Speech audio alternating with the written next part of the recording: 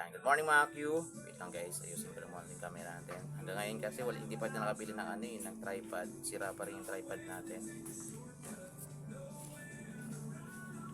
Yan, so good morning mga Q. Welcome po dito sa ating YouTube channel, Super Q TV. Yan, so may nagpapa-music kasi dyan mga Q sa labas. Kaya gumamit muna ako ng mic. Sana hindi po siya ma-pick up kasi baka maka-copyright claim tayo mga Q. So, sasagutin ko lang guys itong comment about sa expert option natin guys. So, ang sabi niya matagal ka nang nag-expert option pala, but hanggang ngayon may hirap ka pa rin. Grabe naman, ang sakit naman magsalita.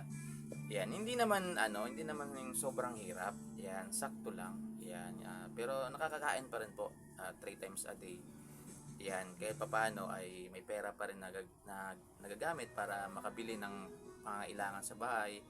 Yan, yung motor, so diyan ko po kinuha sa expert option.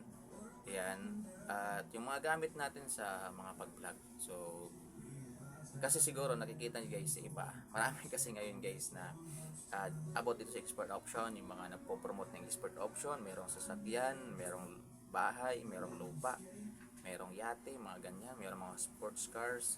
So sports cars, napakarami naman yan. So hindi natin kasi alam yan guys, yung ginagawa nila. So maaaring yung iba dyan sa kanila ay for ano lang po yan guys, para mainganyo lang po kayo, diba? So ako kasi ay hindi po ako broker, hindi po ako promoter.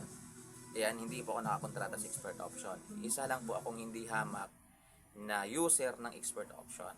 Yan. So syempre pag user ka guys, may time talaga na gligwag ka na, may time talaga na lalago yung pera mo. So siguro iniisip niya guys, ba't hindi tayo katulad ng iba. So hindi po ganun guys, kasi ako po is user lang po ako ng expert option. So sakto lang din naman, at saka hindi naman tayo kalakihan guys mag-invest dito sa expert option kasi wala naman tayong malaking capital.